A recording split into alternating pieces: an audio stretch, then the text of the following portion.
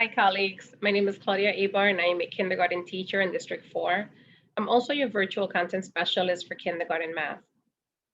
Now, as we approach the end of the year, as you have heard on the other videos, we are setting up a bunch of lessons and a whole new unit, Unit 7, that is mostly geared around games.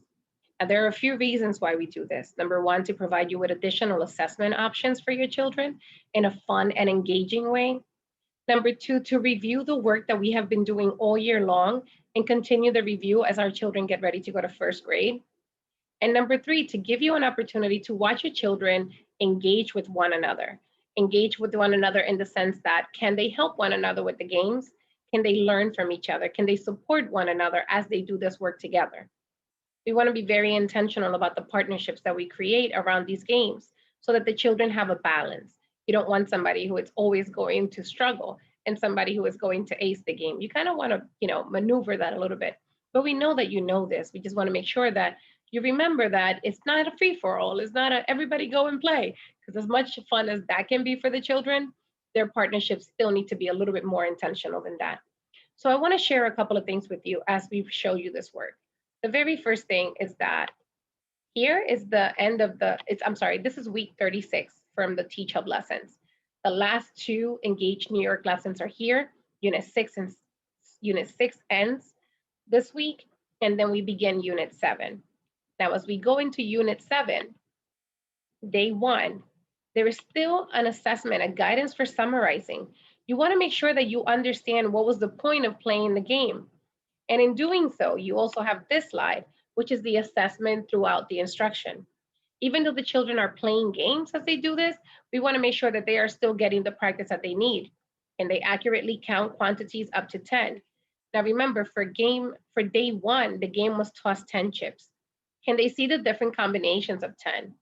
Can they accurately write the numerals 1 through 10? Can they see the quantities up to 6 without counting by ones? Now, this all sounds really simple for them, and most of your children are quite able to do this at this point. But this is a great review because we've been working with team numbers for so long.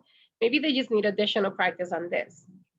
Now, when we go over to day 2, once again, there is a guidance for summarizing, which is here.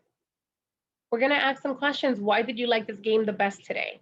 But there's also an assessment that they can do as they complete the games that you can do so that you can gain additional additional data on your children.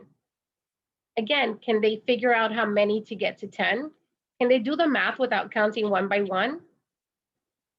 And the same thing here on day 3. Can they count from one dot cube to another? Can they figure out how many to get to 10? Can they find sums up to 10? A lot of the work that they will continue to do in the exploration slide that looks like this is making sure that they can do the math without having to count individually. Now, by day 3, one of the recommendations is that if you have introduced game 1 on day 1, on day 2, now you have the option of having them play game 1 or game 2. And likewise, on day 3, they have the option now of 3 different games. Now, we know that you might think that some of these games, I know you might think it because I did too. Some of these games might be a little easy for the children, right? Some of the children might need additional practice. So there is a video that shows you how to access the website that gives you all these games, Investigations website. And also remember that we've been using the Math Learning Center for their games throughout the year. So it's also a great reminder of how to do that with your children. We wanted to highlight that we wanted to be intentional in the games. We know as teachers that we have to justify every single thing we do. So when your administrator comes into the room, hey, your children are playing games? Well, yes, they are. And this is the data that I am collecting from that. Little tips here and there that help us to manage our day.